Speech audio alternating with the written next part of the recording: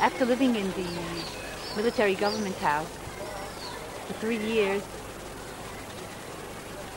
we moved to Kiryat Arba.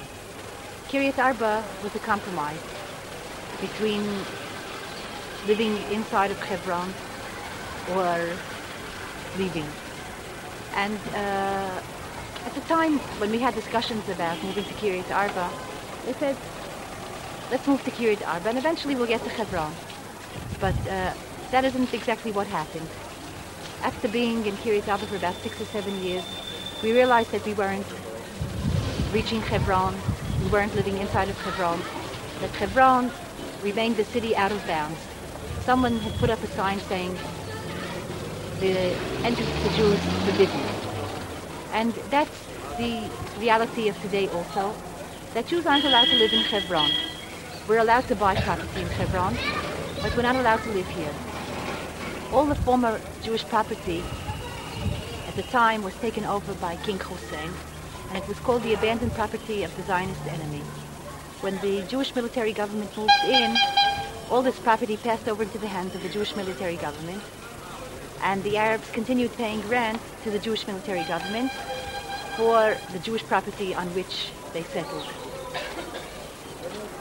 What we have now, the situation is that the Arab is a protected tenant in the Jewish property, and we can give those Arabs money, those protected tenants money, in order that they relinquish their rights as protected tenants, and we can receive right of deeds from the original Jewish owners. But to live, we're still not allowed to live. The reason we came down to the Hadassah house 2 years ago was that was the period of autonomy, when the talks of autonomy started.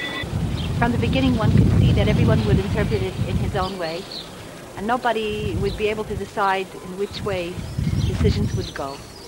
And we felt that autonomy would be interpreted by the inhabitants of Hebron as locking up Hebron with a lock and key, and the entrance to Jews would be forbidden even to go walking. So that was why we decided 2 years ago, it was Kaftet Nisan, a week after Pesach, a group of women and children, we decided to move into the Hadassah house. The Hadassah house was empty, except for a few soldiers upstairs, and we came in the middle of the night through a back entrance. The street behind the Hadassah house is a story lower than the roof of the courtyard of the Hadassah house, and we put a ladder up against this roof of the courtyard, and we all went up the ladder, women and children, and we went into the Hadassah house, which at that time had no doors, no windows, no running water.